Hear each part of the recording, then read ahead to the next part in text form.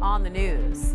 It's a project to go green to protect God's creation. Pope Francis said the words, and now one New Jersey high school is acting on them. I'm Jessica Easthope with just how seriously they're taking care for our common home.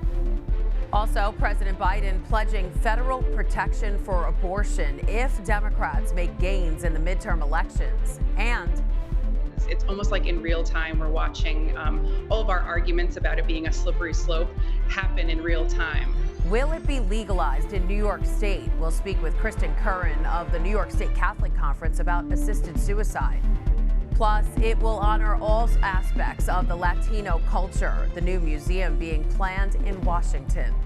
I'm Christine Persichetti. Currents News starts right now.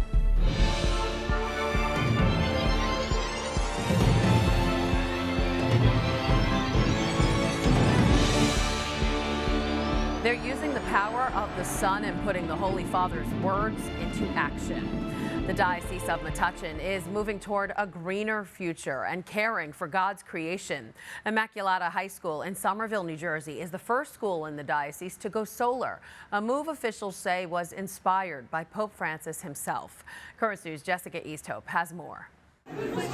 Immaculata High School's colors are blue and white, and now green. The bell and the rest of the electric in the school is powered by the sun. If you see right there, it says Solar 30. The installation of 1,228 solar panels on its roof was just completed, a project 3 years in the making, and a decision Jake Morio, the school's director of facilities, says was made with faith in mind. Part of being a Catholic, we're told that we need to be good stewards, and it's important that, I pass along not only the school, but also the earth, in better shape than maybe we received it. The school is a pioneer in the Diocese of Metuchen, but it's following the lead of Pope Francis, who in his 2015 encyclical Laudato Si, meaning care for our common home, emphasized the role Catholics play in maintaining the health of our earth. I think the solar panels are having a big influence on Students in Immaculata's Hope, or Help Our Planet Earth Club, say they're proud of this step. Just seeing the solar panels has given everybody a little bit more awareness of our carbon footprint and what we can do. So far, students have only been able to see the solar panels from pictures taken by a drone. Are you ready? Come on up. I got to do it the old-fashioned way. Oh, wow. Monsignor Joseph Solano, the Episcopal Vicar for the Diocese of Metuchen, says this is living by example. Both from the perspective of Laudato Si and something of the theological orientation that the Holy Father was clearly giving us, but also on a practical level for a more cost-effective use of energy. And not only are the solar panels good for the environment, they're good for the school. Immaculata is going to be saving 40 to 60% of its yearly energy costs. We are also taking steps toward being good stewards of how we provide energy. This is just the beginning for the Diocese of Metuchen's environmental efforts. The conversion to renewable energy sources is also happening at other schools and parishes and the diocesan offices. In Somerville, New Jersey, Jessica Easthope, Currents News. Catholic Charities Brooklyn and Queens has already launched a green energy initiative in the Diocese of Brooklyn. In response to the Pope's environmental concerns, CCBQ formed Laudato Si Corporation. It generates renewable energy with arrays of solar panels mounted on the rooftops of residential buildings across the diocese. The Bishop Thomas V. Daly residence in Prospect Heights was the first building to get the panels in June of 2021. With this being an election year, President Joe Biden has promised to federally protect abortion if more Democrats are elected to the House and Senate in the midterms. The president then added what he would do next. If we do that, here's the promise I make to you and the American people. The first bill that I will send to the Congress will be to codify Roe v. Wade. Biden's promise to prioritize abortion in the new legislative term is seen as a sign that he's exhausting executive steps to protect those rights. On top of pro-life issues, Catholic leaders are also worried that the new legislative session in New York in January will focus on an important end-of-life issue, legalizing assisted suicide. They would be following 10 other states who have already passed laws allowing it. Those are Vermont, Colorado, Hawaii, Maine, New Jersey, New Mexico, Oregon, Washington, California, and the District of Columbia. Montana has also legalized assisted suicide through a state Supreme Court decision. Joining us now to talk more about this is Kristen Curran, Director of Government Relations for the New York State Catholic Conference. Kristen, thanks for being with us again. Hi, Christine. Thanks for having me. So, Kristen, as we just saw, that map includes two of New York's neighbors, New Jersey and Vermont. It's an election year, so how concerned are you that New York will make assisted suicide legal in the next legislative session? I'm very concerned, Christine, to your point about our close neighbors there having already legalized assisted suicide. I'm sure it's going to increase the urgency felt by our lawmakers here. We usually like to be matching our neighbors, especially when it comes to the bigger issues. And like you said, it's an election year, so we're facing the possibility of a lot of change that could definitely alter the trajectory of assisted suicide, which, as you know, has stalled the past several years. But we're definitely worried that these changes could bring about a new, zealousy to get the bill passed. Yeah, and after Roe was overturned in June, New York has been doing everything it can to keep abortion legal in the state. Do you think there's any correlation between that and this renewed push for assisted suicide?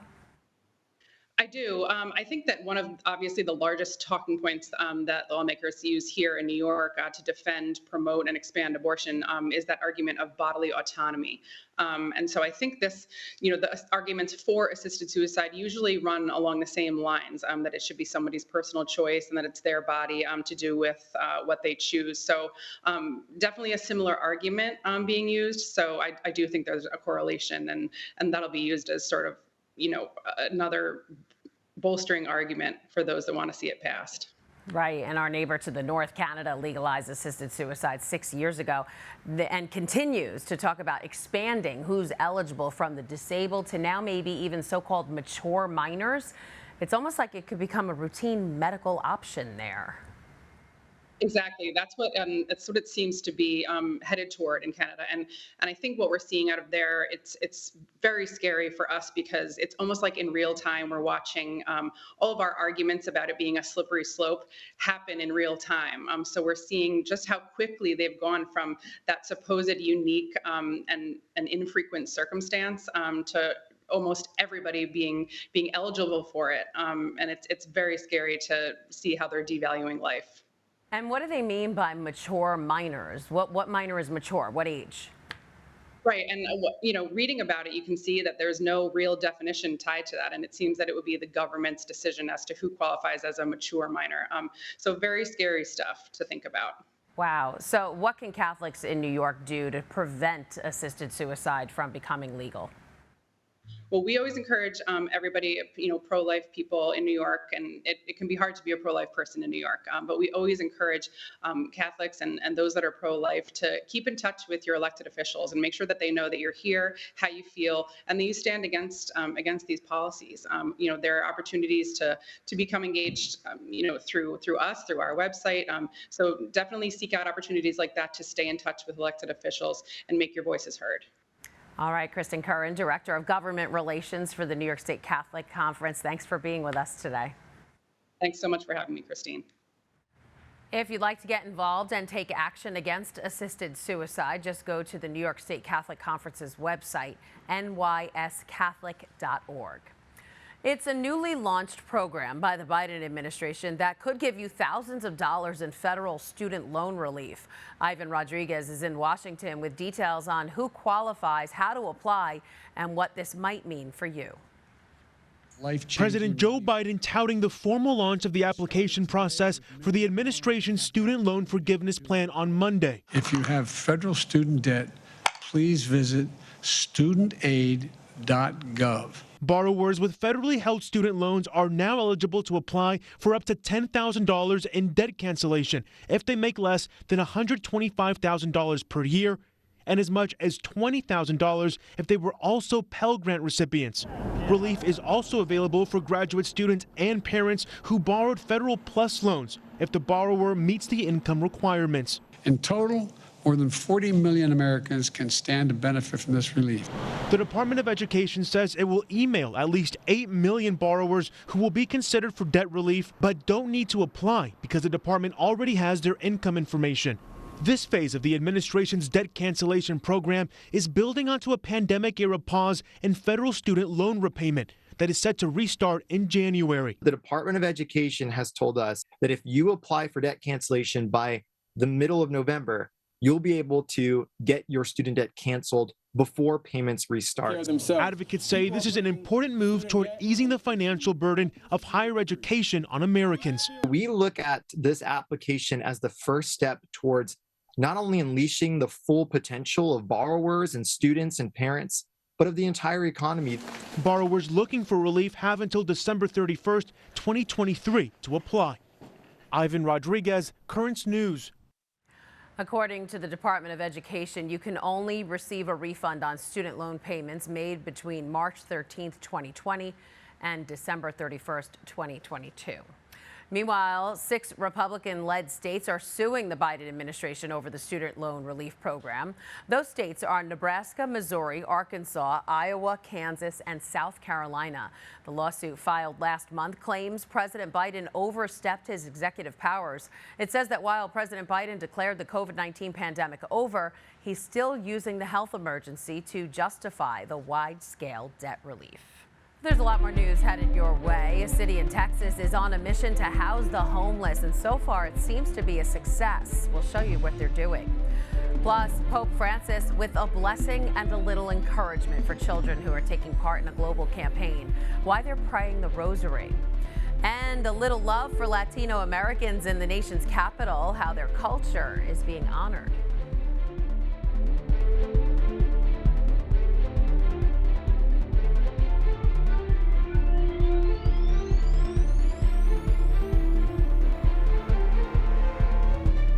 There are now some big changes to the tablet website.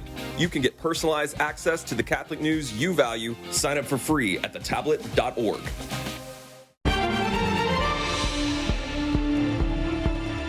It's become a massive problem for the Big Apple. Tens of thousands of people are currently sleeping on New York City streets and in shelters. But in San Antonio, Texas, they're housing the homeless and having success, becoming the first city nationwide to fulfill and even surpass a promise to find permanent housing for those who need it. Zach Briggs reports. I am proud to announce that San Antonio has rehoused over 1,600 households. San Antonio is one of 70 communities nationwide that took the House America pledge last fall to address homelessness. The city allocated federal funds to relocate 1,642 people into permanent housing. But as Sam Ministries CEO Nakisha Baker stressed, there are still thousands of residents at risk of ending up on the streets.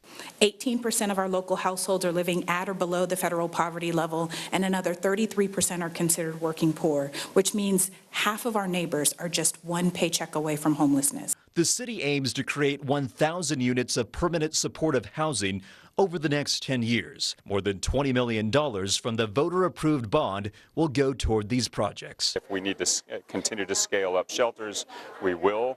But the real effort is involved with making sure that there's a pipeline of affordable housing and that we get folks rapidly rehoused. That was Zach Briggs reporting. The 2 New York cities taking part in the initiative are Mount Vernon and Rochester. Meantime, New York City shelters are being overwhelmed in part because of the current migrant crisis. Data from the Department of Homeless Services shows city shelters reached a record high on October 10th with more than 62,000 individuals. Before that, the highest number came from January of 2019 when there were 61,415 people. The average length of stay is also growing. Single adults now spend an average of 509 days in shelters. Families with kids, 534 days, and adult families spend an average of 855 days. This as City Mayor Eric Adams toured a new emergency facility built for migrants on Monday. New York began erecting the tent-like structures on Randall's Island on October 10th. They're meant to provide temporary shelter for 500 people. Critics have argued against the site, saying it's susceptible to flooding, hard to access by public transit, and that the city should prioritize permanent housing. President Biden reportedly pressured the mayor of El Paso, Texas, not to declare an emergency over the city's migrant crisis. At least 3 city council members urged Mayor Oscar Leeser to issue an emergency declaration, but Leeser admitted that he was directed otherwise by the Biden administration.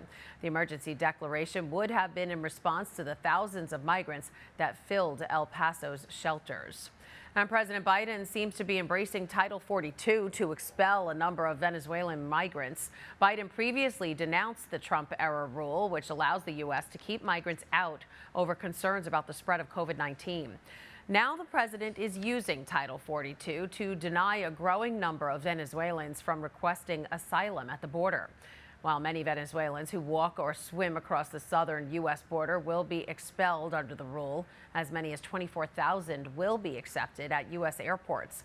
Bishop Mark Seitz of El Paso released a statement regarding the expansion of Title 42. It reads in part, "Now we must all work harder, especially the faith community, to build a culture of hospitality that respects the dignity of those who migrate, and to continue to press lawmakers and the Biden administration to establish a safe, humane, functioning, and rights-respecting system to ensure protection to those in need."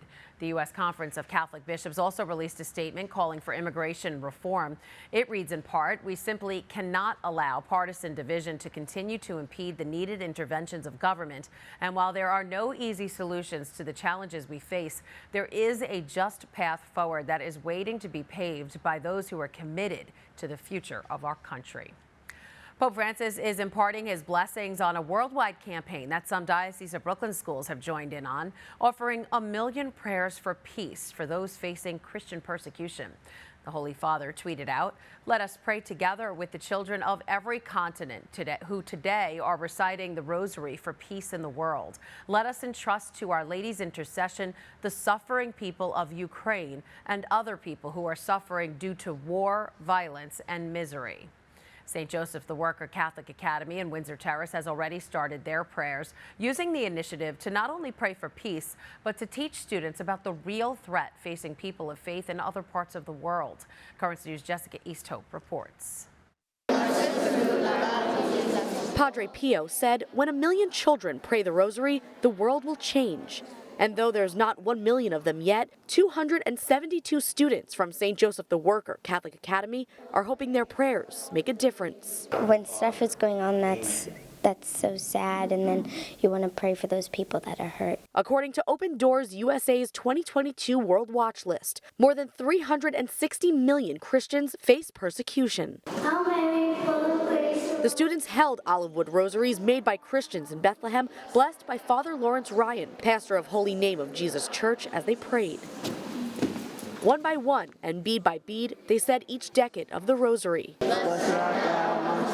It was all for aid to the church in needs. 1 million children pray the rosary campaign. The annual initiative encourages children to pray for peace and unity throughout the world. We look at it as an opportunity for the rosary to become something that people can rely upon and also build their faith, while also supporting the people in very difficult places like Nigeria, Pakistan, and other places where people suffer for their faith. Principal Stephanie Gurman says participating in the Rosary Rally is teaching her students about ongoing Christian persecution and the power of prayer. Bringing hope and peace, to people that are suffering and people that are being persecuted all over the world. We knew that'd be a message that resonated really well with our students. Though scenes of war and violence playing out in places like Ukraine and the Middle East are far in distance, the students kept them close in their hearts. It can literally change the world, because there might be wars, people starving, hungry out in the world, and just to pray for that could really help.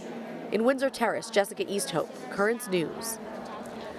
And you could still join in with the Worldwide Prayer Initiative. Just go to churchinneed.org/kids-praying-rosary. Still to come on Current News, it's official. A Catholic university in New York City has its first woman and lay president.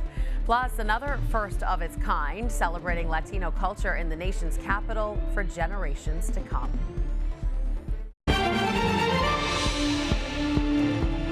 For Fordham University has a new president, the first woman and layperson to ever lead the Jesuit school. Tanya Tetla was formally inaugurated last Friday as Fordham's 33rd president. The day began with a mass that brought Jesuits from all around the province, and then around 2,000 alumni, faculty, students, and delegates from other universities got together for the formal ceremony, where Tetlow said she hoped to use Fordham's resources to make an impact. Curran's News' Jessica Easthope spoke with Tanya shortly after she was tapped for the role. This was actually the second time she's broken the glass ceiling. She was also the first woman and layperson to lead Loyola University in New Orleans. She spoke about how that job prepared her for this role at Fordham. I have learned a lot from making this transition here at Loyola New Orleans about using it as a chance for lay people to really remember that we have to own the mission too, that it is the responsibility of each and every person at the university to speak in the language of our Jesuit Catholic values, to understand the charism, to make the mission manifest. So I hope I practiced that well here and loved every minute of it, and I'm very excited to bring that to Fordham. Tanya also has some family ties to Fordham. Her father was a former Jesuit priest who met her mother when they were graduate students there. Wow. Finally, tonight, Smithsonian organizers in Washington are working to build the country's first ever national museum dedicated to Latinos. Isabel Rosales sits down with Grammy Award-winning producer Emilio Estefan on what this means for the Latino community and beyond.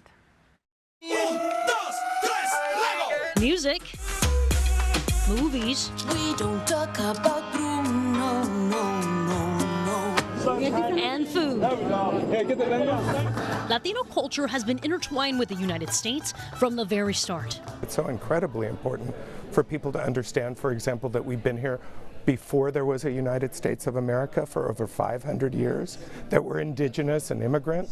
Now, for the first time, the Smithsonian is working toward a national museum dedicated to American Latino contributions to U.S. art, history, culture, and science. The Latino experience is American history, and I want to make sure our history and our stories will be preserved for future generations.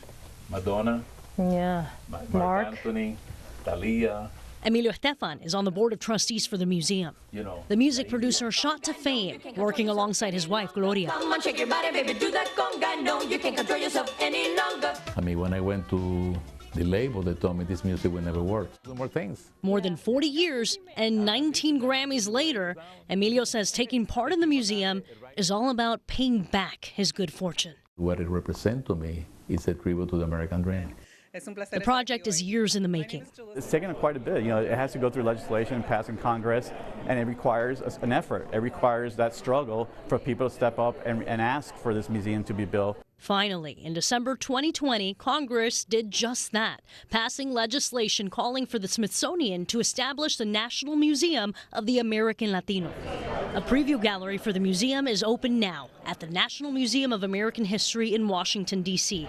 Its first exhibition, Presente, a Latino history of the United States, features art, interactive displays, and artifacts. When you see a Cuban raft with two people that are riding this tiny little boat the size of a canoe, that shows you the struggle and the power of an object to share that story. Curators hope the museum's appeal will spread beyond Latino communities. They'll come in and see stories on immigration, on resiliency, on the struggles, and they'll draw parallels, and they'll see that they share a lot in common with Latinos, and that's really important. While reflecting the diverse experiences within. Doesn't matter if you come from Mexico, from Argentina, from Cuba, maybe from Venezuela, from Puerto Rico. I think this brings unity. It brings pride. I think it's important that we feel proud. I'm very proud, that I was born in Cuba, but I'm very proud that I'm an American citizen. That was Isabel Rosales reporting. The next big step is to break ground on the museum. Then it's expected to take 10 years before it's up and running. And that is Currents News. I'm Christine Persichetti. Thank you for joining us because we are putting your faith in the news. Hope to see you again next time.